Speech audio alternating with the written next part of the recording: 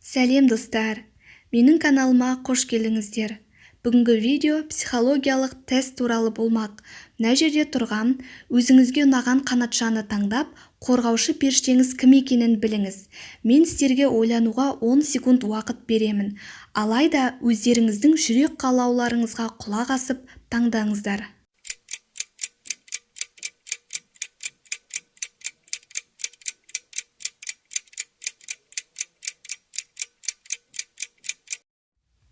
Егер сіз бірінші қанатшаны таңдасаңыз, демек сіздің қорғаушыңыз Исраил періште.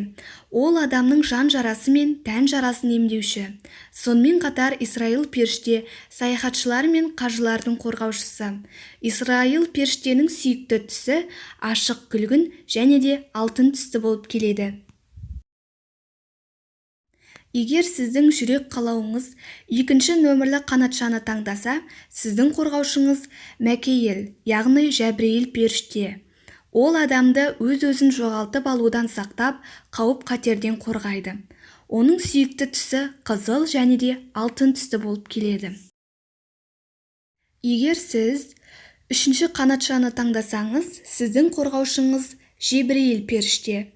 Ол жан қорғаушысы, шығармашылықпен айналысатын балалар мен ересектердің қорғаушысы. Сондықтан, егер шабытыңыз келмей жатса, қорғаушы періштеңізге жүгініп көріңіз. Ол сіздің тілегіңізді аяқ асты қалдырмасы анық. Оның сүйікті түсі қою көк және қызғылт сары болып келеді.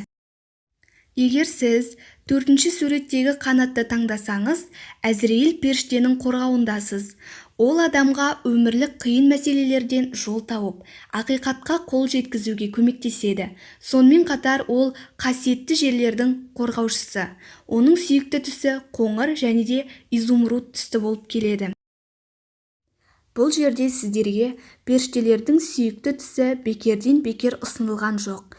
Киер киіміңізде осы түсті қолдансаңыз, қателеспейсіз.